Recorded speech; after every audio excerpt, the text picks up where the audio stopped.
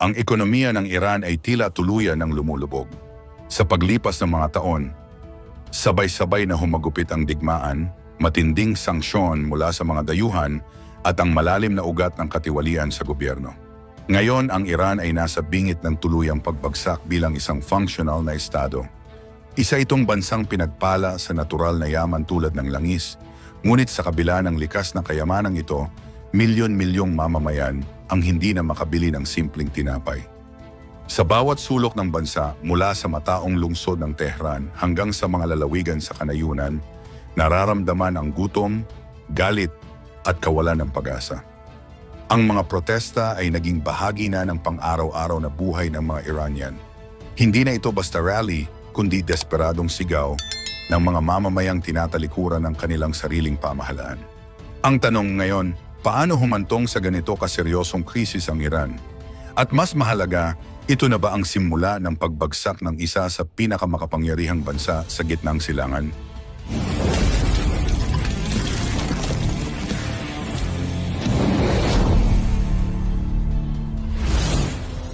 Sa gitna ng tumitinding tensyon sa gitnang silangan, ngayong 2025, patuloy na humihina ang ekonomiya ng Iran. Ang nagpapatuloy na hidwaan laban sa Israel ay lalong nagpapabigat sa sitwasyon. Simula nang sumiklab ang sagupaan noong unang bahagi ng taon, ilang mahahalagang pasilidad ng langis at gas fields ng Iran ang napinsala ng airstrikes. Dahil dito, naapektuhan ng husto ang pangunahing pinagkukunan ng kita ng bansa. Noon tinataya nilang aabot sa 20 bilyong dolyar ang kita nila mula sa langis. Ngunit ngayon, mas bumaba pa ito. Kasabay ng pagbagsak ng kita ay ang pagtaas naman ng gastusin para sa seguridad at military deployment. Dahil dito, pinipilit ng gobyerno na unahin ang mga operasyong militar kaysa sa mga batayang serbisyo tulad ng edukasyon, kalusugan at pabahay. Sa mga pangunahing lungsod tulad ng Tehran at Isfahan, nararamdaman ang matinding epekto ng digmaan. Lumalawak ang pila sa mga gasolinahan, mas madalas na ang mga brownout at blackout. At halos araw-araw ay tumataas ang presyo ng pagkain at gamot. Libo-libong manggagawa mula sa transportasyon, turismo at kalakalan ang nawala ng trabaho matapos ipasara ang mga border trade roads at isara ang airspace para sa seguridad. Ang mga negosyo ay nagsara, ang mga dayuhang namumuhunan ay umatras, at ang takot ay lalong lumaganap. Sa halip na gamitin ang natitirang pondo para sa serbisyong panlipunan, pinili ng pamahalaan ng Iran na ipagpatuloy ang kanilang suporta sa mga grupong armadong alyado nila gaya ng Hezbollah sa Lebanon at Hamas sa Gaza. Dahil dito, hindi na inalis ng mga kanluraning bansa ang kanilang matitinding sanksyon. At habang patuloy ang kaguluhan sa labas ng bansa, ang mga mamamayan sa loob ay hindi na alam kung saan huhugot ng lakas upang mabuhay sa gitna ng gutom, krisis sa tubig at kuryente, at kawalan ng pagkakakitaan. Ang Iran, na dating sagana sa langis at enerhiya, ay ngayon ay gutom sa pagunlad at katiwasayan. Sa datos, ang Iran ay may ika-4 na pinakamalaking oil reserves sa buong mundo. Noong 2024 lamang, nakabobomba sila ng halos 3.2 milyong bariles ng langis kada araw. Ngunit sa kabila ng ganitong kapasidad, halos wala itong nararamdaman sa karaniwang mamamayan. Ang kita mula sa langis, na tinatayang nasa 18 bilyong dolyar, ay karamihang napunta sa military expenditures at hindi sa mga pangunahing serbisyo para sa mamamayan. Sa halip na mailaan sa edukasyon, kalusugan at paglikha ng trabaho, ang yaman ng bansa ay nauubos sa pakikialam sa labas ng kanilang teritoryo.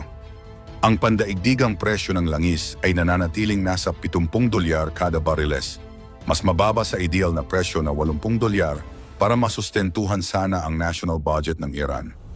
Umaasa pa rin ang pamahalaan na makakamit nila ang target na 20 bilyong dolyar, ngunit dahil sa mga sanksyon, karamihan sa kanilang langis ay ibinebenta sa mas murang halaga sa China, gamit pa ang mga ghost tankers para makaiwas sa international monitoring.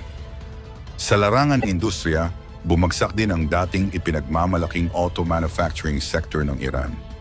Mula sa dating production na 1.4 milyong sasakyan kada taon, ngayon ay halos 1 milyon na lang. Kulang na sa piyesa at ang mga dating merkado sa labas ay nagsara na rin.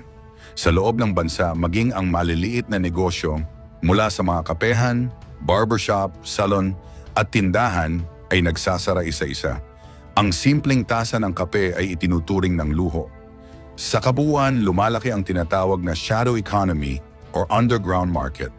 Dahil wala nang maayos na oportunidad sa lehitimong ekonomiya, napipilitan ang marami na pumasok sa smuggling, mga langis, gamot at gatas ay iligal na inilalabas patungo sa mga bansang tulad ng Turkey, Iraq at Pakistan.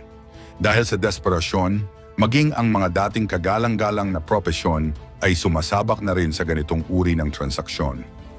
Ang mga protesta ay halos taon-taon ang isinasagawa sa Iran mula pa noong 2019. Noong 2022, ang pagkamatay ni Mahsa Amini sa kamay ng pulisya ay nagsilbing mitya ng matinding galit at pagkilos sa lansangan. Noong 2023, muling umusbong ang mga kilos protesta dahil sa kakulangan sa pagkain. Noong 2024 naman, naging sentro ng protesta ang Comat Bris dahil sa sobrang taas ng inflation at patuloy na kawalan ng trabaho.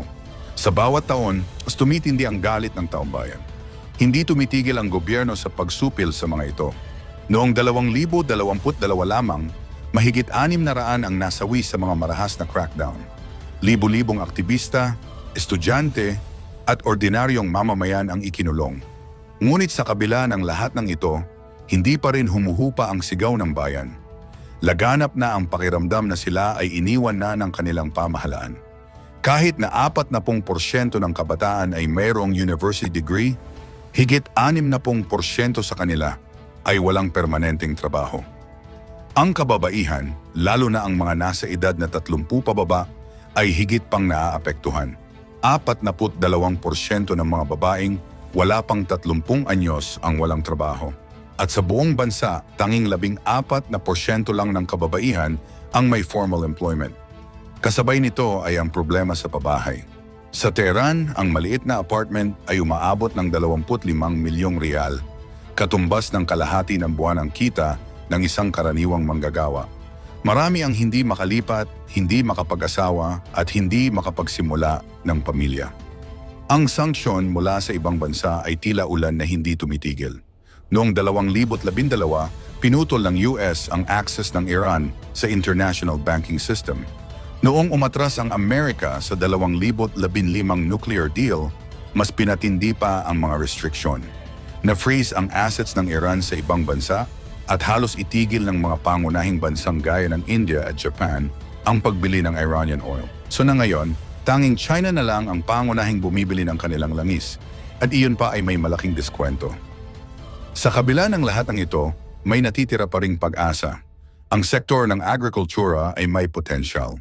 Kilala ang Iran sa pistachio, saffron, at Persian carpets. Ngunit nangangailangan ito ng sapat na irigasyon, makabagong teknolohiya, at access sa pandaigdigang merkado. Sa larangan ng teknolohiya, meron ding umuusbong na mga tech startup gaya ng SnapRide sharing app na lumago ng 20% noong 2023. Kailangan lang ng pondo at mas kaunting red tape upang lumago pa. Ang turismo rin ay maaring pag-ugatan ng bagong pag-asa. Mula sa Persepolis hanggang sa mga bundok ng Alborz, mayaman ang Iran sa kasaysayan at kalikasan.